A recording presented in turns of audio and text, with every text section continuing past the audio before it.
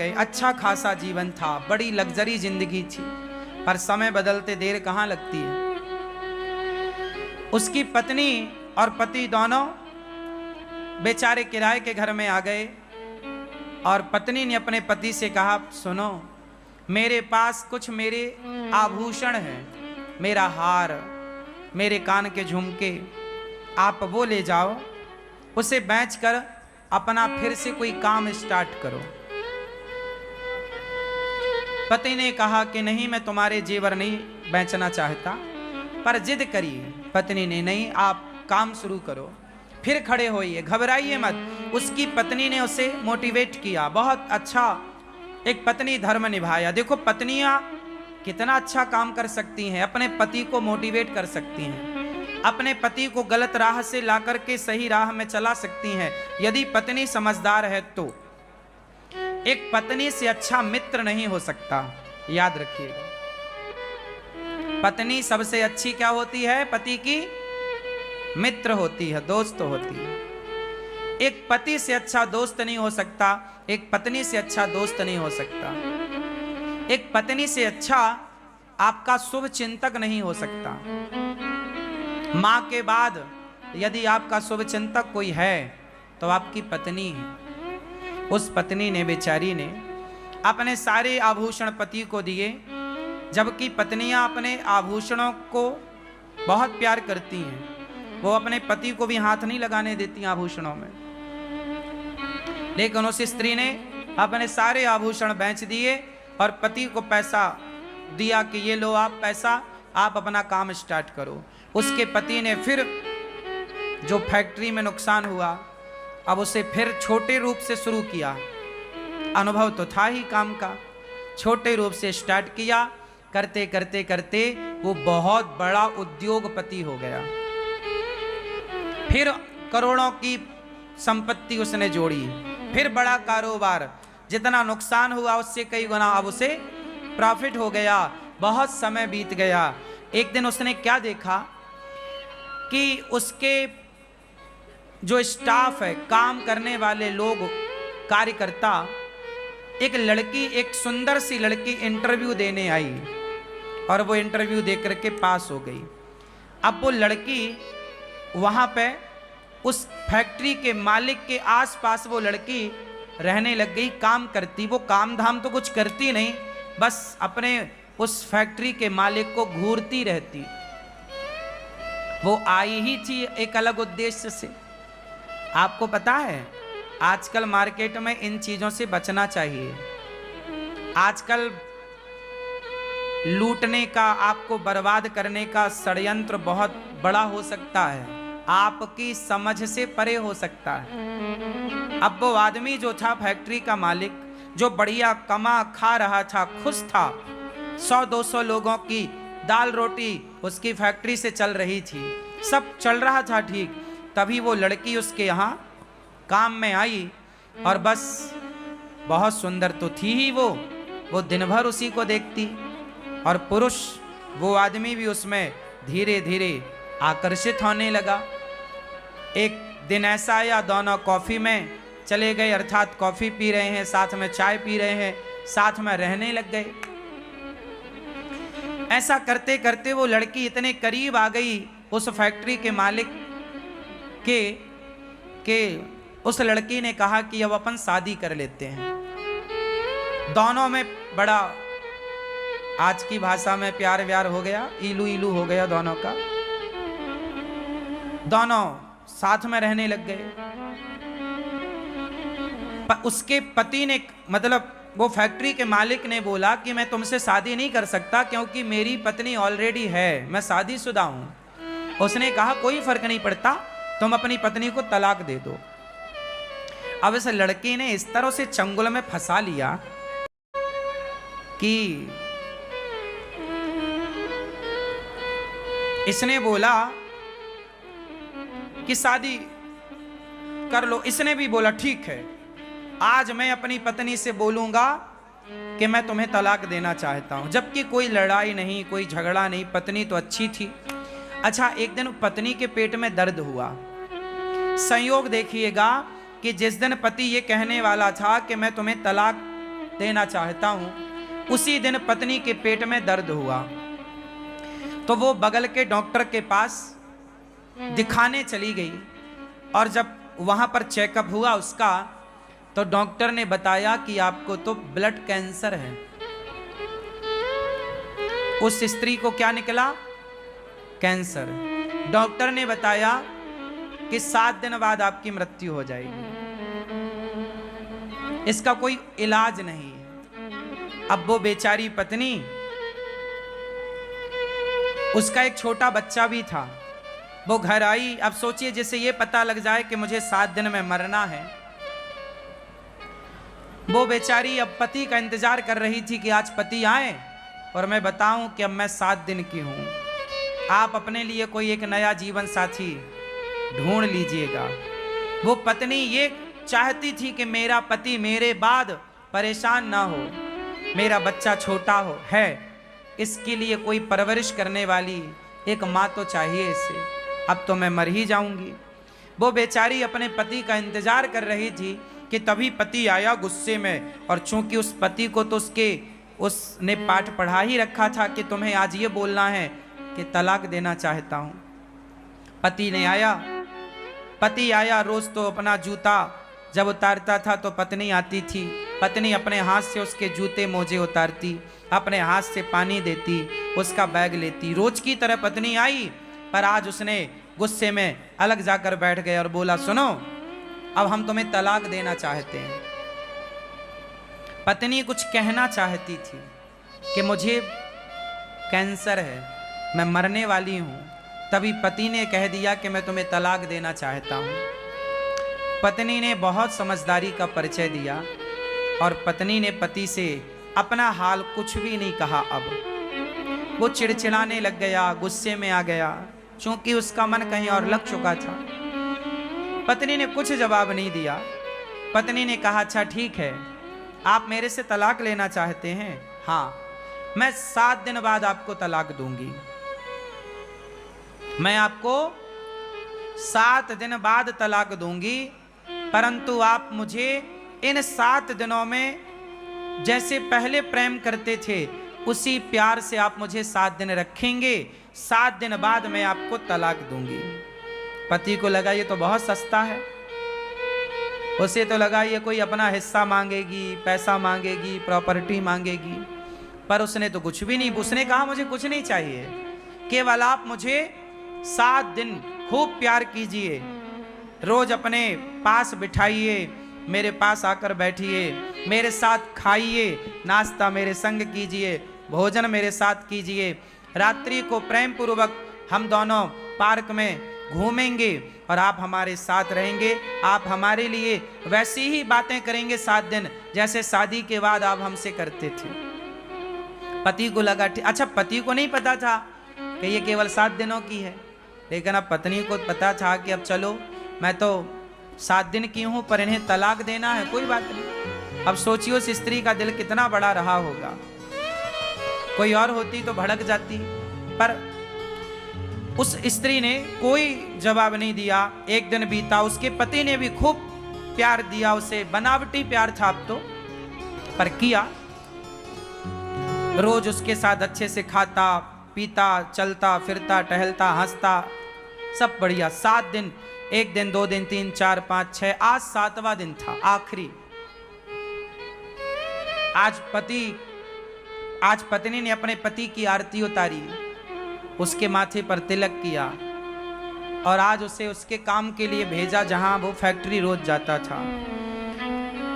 और जब उसका पति आज घर से गया ना, तो उसके मन में विचार आया कि मेरी पत्नी देखो मेरे से कितना प्यार करती है। मैंने कहा कि मुझे तलाक चाहिए, तो उसने मेरे खातिर कि यदि मैं खुश हूं तो मेरी खुशी के लिए वो तलाक भी देने को तैयार हो गई। अब बताइए इससे बड़ा प्रेम क्या होगा। यदि पति तलाक चाहता है तो पति की प्रसन्नता के लिए वो तलाक देने को तैयार है। वो मेरे लिए, मैंने तलाक का बोला फिर भी वो मेरे से प्यार करती है। और ये जो लड़की मुझे मिली है ये तो मेरी दौलत की भूखी है, मेरी पत्नी ने तो अपने जेवर बेचकर मेरा यह कारोबार खड़ा किया। मेरी पत्नी मेरे सुख में मेरे दुख में सदा रही है। आज मेरी पत्नी ने कितना साथ दिया आज तक, और मैं किसी एक लड़की एक स्त्री के चक्कर में आकर एक सुंदर पत्नी का, एक पतिव्रता नारी का मैं त्याग कर रहा हूं। लो भैया, अचानक भगवत कृपा देखो, उस आदमी का हृदय परिवर्तन हो गया बिना कुछ के। याद रखिएगा, ईश्वर न्याय करते हैं, ईश्वर न्याय करते हैं। उसका हृदय बदल गया और वो आज सारा काम छोड़कर ऑफिस का दिन को ही भागा घर की ओर के मैं अपनी पत्नी से माफी मांगूंगा, सॉरी बोलूंगा कि मैं तो जो तलाक का बोला मैं मजाक कर रहा था। उस लड़की को उसने अपने दफ्तर से हटाया, काम से निकाला। उसके चक्कर में उसने कहा कि मेरी पत्नी के गालों में झुर्रियां पड़ गई हैं, ये लड़की जो मुझे मिली है ये बड़ी सुंदर है, मैं इस सुंदरता के कारण इस पे मर रहा था, जबकि मेरी पत्नी ने मेरा कितना साथ दिया। संसार की चमक दमक सुंदरता पे नहीं लट्टू होना चाहिए। आपकी पत्नी आपकी जीवन संगनी है, उसे छोड़कर पराई स्त्री के बारे में सोचना पाप है। चमड़ी का मोह, चमड़ी से इतना प्यार ना करना, चमड़ी कितने गुलाम ना हो जाना कि आप उस चमड़ी के चक्कर में सारे गलत काम करने लग जाओ। वो आदमी फैक्ट्री का मालिक दौड़ा दौड़ा घर गया। जैसे ही घर पहुंचा तो दरवाजा खोले थे। घर के अंदर प्रवेश किया, आवाज लगाया उसने अपनी पत्नी को, पर पत्नी ने कहीं से कोई रिस्पांस नहीं दिया, कोई आवाज नहीं आई लौटकर। वो सोचा रसोई में होगी, रसोई में पत्नी नहीं, यहां होगी वहां होगी, सारी जगह देखा, उसकी पत्नी थी ही नहीं। तब वो अपनी पत्नी के कमरे में गया ऊपर, और जब कमरे में जाकर देखा तो उसकी पत्नी बिस्तर पर पड़ी हुई थी और बगल में एक कागज था। वो कागज में कुछ लिखा था। वो पत्नी को जगाया, अरे देखो मैं आ गया, भाग्यवान, सुनो मैं तो तुमसे मजाक कर रहा था, मुझे माफ कर दो, सॉरी। वो बहुत बोलता जा रहा, पर पत्नी तो सुनने को तैयार नहीं, वो तो बिस्तर में पड़ी। वो पड़ी क्या थी? वो मर चुकी थी, लेकिन मरने के पहले उसने एक पत्र लिखा था अपने पति के लिए। अब उस कागज में क्या लिखा? अब ये पति उस कागज तक पहुंचा और पढ़ने लगा, और जब पढ़ा तो उसमें पत्नी ने लिखा था, मेरे पति परमेश्वर, मैं भगवान से प्रार्थना करती हूं कि हर जन्म में मुझे आप जैसा पति मिले। मेरे पति परमेश्वर, आप जैसा पति पाकर मैं बहुत खुश हूं। मुझे आपसे और भगवान से कोई शिकायत नहीं है। आपकी खुशी थी, आप मेरे से तलाक चाह रहे थे, मैं चाहती तो आपको तलाक उसी दिन देती, लेकिन जब आप तलाक लेते मेरे से, तो जो हमारा छोटा सा बालक है, बच्चा है, जब वो ये देखता कि मेरे पिताजी मेरी माँ से तलाक लेना चाहते हैं, तो मेरे बच्चे के संस्कार बिगड़ते और मेरा बालक बड़ा होकर वो आपका शत्रु बन जाता कि मेरे पिता ने मेरी माँ को छोड़ा था। तो कहीं मेरे बच्चे के अंदर आपके प्रति कोई शत्रु भाव पैदा ना हो जाए, इसलिए मैंने आपको तलाक नहीं दिया। जिस दिन आपने मुझे तलाक का बोला, उसी दिन मैं डॉक्टर के यहाँ गई थी। उसने मुझे चेकअप करके बताया कि मुझे ब्लड कैंसर था, मैं 7 दिन बाद मरने ही वाली थी। मुझे लगा कोई बात नहीं, आपको भी तलाक चाहिए, तो मैंने सोचा कि 7 दिन बाद तलाक दूंगी, 7 दिन बाद तो मैं सदा के लिए चली जाऊंगी। आपका जिससे मन करे आप विवाह करके अपना घर बसाइएगा, बच्चे के संस्कार ना बिगड़े, इसलिए मैंने आपको कोई जवाब नहीं दिया, क्योंकि मैं नहीं चाहती कि मेरे बच्चे के संस्कार बिगड़े। बस अब मैं कैंसर की मरीज थी, 7 दिन पूरे हो गए, मैं जा रही हूं, अब आप अपना घर बसाइएगा, आप खुश रहिएगा। ऐसा लिखकर वो बेचारी सदा सदा के लिए चली गई। अब इसका पति ये पत्र पढ़ करके जो रोना शुरू किया, हे भगवान मेरे से कितनी बड़ी गलती हो गई, मेरी पत्नी मरने की स्थिति में थी और मैं उसका साथ ना दे सका। अच्छा इलाज कराता, अच्छे जगह दिखाता, शायद मेरी पत्नी बच जाती, कोई बढ़िया डॉक्टर को मैं चुनता, शायद बच जाती। लेकिन वो पराई स्त्री के चक्कर में फंसकर अपनी एक सुंदर पतिव्रता नारी को अंत में बड़ा दुख दिया। अब कोई पत्नी को यह पता चले कि मेरा पति मुझे तलाक देना चाहता है, और वो भी अंत समय में, उस पत्नी को खुशी तो हो ही ना होगी। वो बेचारी चल बसी। कहा था उसने बच्चे को आप अच्छे संस्कार दीजिएगा। वो आदमी रोया और सारी जिंदगी के लिए मन में एक प्रश्न खड़ा हो गया कि मैंने ऐसा क्यों किया। उसने अपने आप को कभी माफ नहीं किया। फिर उस आदमी ने विवाह नहीं किया, बच्चे को पढ़ा लिखा कर योग्य बनाया। ये कहानी नहीं है, एक सत्य घटना है, एक सत्य लेख है। वो मैंने कहीं पढ़ा तो मैंने आपको सुनाया। आपकी पत्नी के साथ कभी ऐसा ना हो, आपके साथ कभी ऐसा ना हो। संसार की चमक दमक देखकर अपने परिवार को ना छोड़ना। संसार बहुत अच्छा है, लेकिन आपका परिवार संसार से बहुत अच्छा है। आपका परिवार ही आपका संसार है। आपका परिवार ही आपका संसार है। संसार कितना भी अच्छा हो, आपके परिवार से अच्छा नहीं हो सकता। अरे आपका परिवार है तो संसार है, परिवार नहीं तो संसार नहीं। संसार भी तब अच्छा लगता है जब परिवार अच्छा हो। परिवार अच्छा ना हो तो संसार अच्छा नहीं लगता। तो मैं मानता हूं कि परिवार ही एक संसार है। हाँ या ना? तो पहले अपना परिवार देखिएगा, परिवार की खुशी देखिएगा। पत्नी गोरी हो काली हो, बुढ़ापे में झुर्रियां पड़ी हो या चमड़ी ढीली पड़ी हो, कैसी भी हो, परंतु आपको अपने मन को अब काबू में करके अपनी पत्नी के साथ खुश रहना चाहिए। जिंदगी ढोना नहीं चाहिए। देखो, जिंदगी को बोझ ना बना लो, चलो अब तो तुम्हारे संग रहना ही पड़ेगा ना, ऐसा नहीं। खुशी खुशी रहो, प्रसन्न चित्त से रहो, हंसते हुए रहो, मुस्कुराते हुए रहो। जिंदगी बोझा ना बने, प्यार से। और ये तब होगा जब आप रिश्तों की कीमत समझेंगे। एक बात बताएं, आज एक सच्ची बात बताएं, आजकल ना लोग रिश्तों की कीमत नहीं समझते। यदि रिश्तों की कीमत समझते लोग तो बात बात में पत्नियां या पति तलाक ना देते या लेते, तलाक ही तलाक ना होता ना। आज हमारे देश में 40-50% तलाक हो रहे हैं। शादी होती हैं, तलाक हो जाता है। क्यों? क्योंकि आज रिश्तों की कोई अहमियत नहीं बची, रिश्तों में समर्पण नहीं रहा। आज तो केवल चमड़ी की भूख है साहब। आजकल पत्नियां भी लोग क्यों चाहते हैं? केवल चमड़ी की भूख मिटाने के लिए। शादियां भी आजकल केवल वासनाओं के लिए हो रही हैं। विवाह का असली उद्देश्य लोग भूल चुके हैं। रिश्ते क्या होते हैं? रिश्तों की कीमत क्या?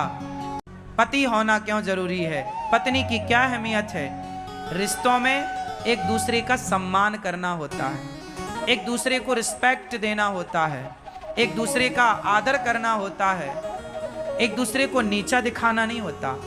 हम अपनी पत्नी का सम्मान करते हैं तो पत्नी भी हमारा सम्मान करती है।